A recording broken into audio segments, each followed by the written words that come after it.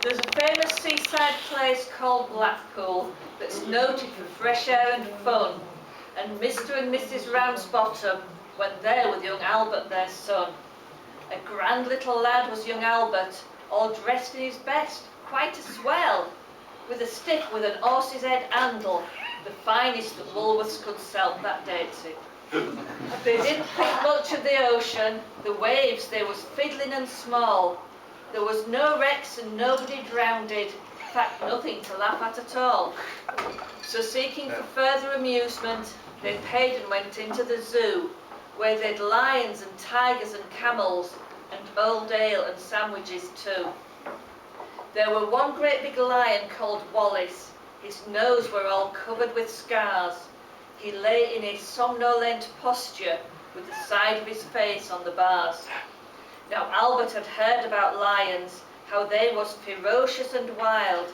To see Wallace lying so peaceful, well, it didn't seem right to the child. So straightway the brave little fella, not showing a morsel of fear, took his stick with his horse's head handle and pushed it in Wallace's ear. You could see that the lion didn't like it, for giving a kind of a roll, he pulled Albert inside the cage with him and swallowed the little lad whole. Then Pa, who had seen the occurrence and didn't know what to do next, said, "Mother, young lion's at Albert." And Mother said, "Well, I am vexed." Then Mr. and Mrs. Ramsbottom, quite rightly when all's said and done, complained to the animal keeper that the lion had eaten their son. The keeper was quite nice about it. He said, "What a nasty mishap.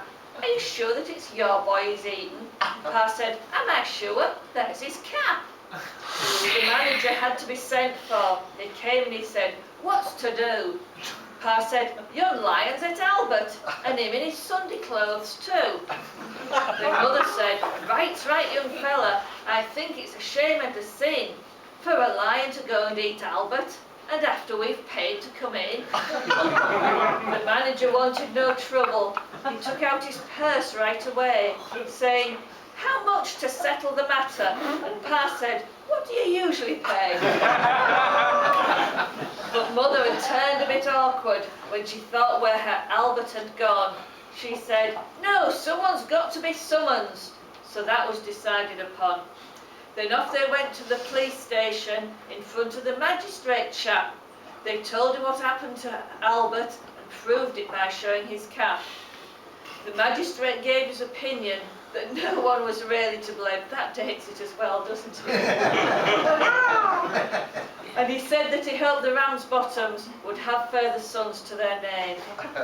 At that, Mother got proper blazing. "And thank you so kindly," said she. "What waste all our lives raising children to feed ruddy lions? Not me."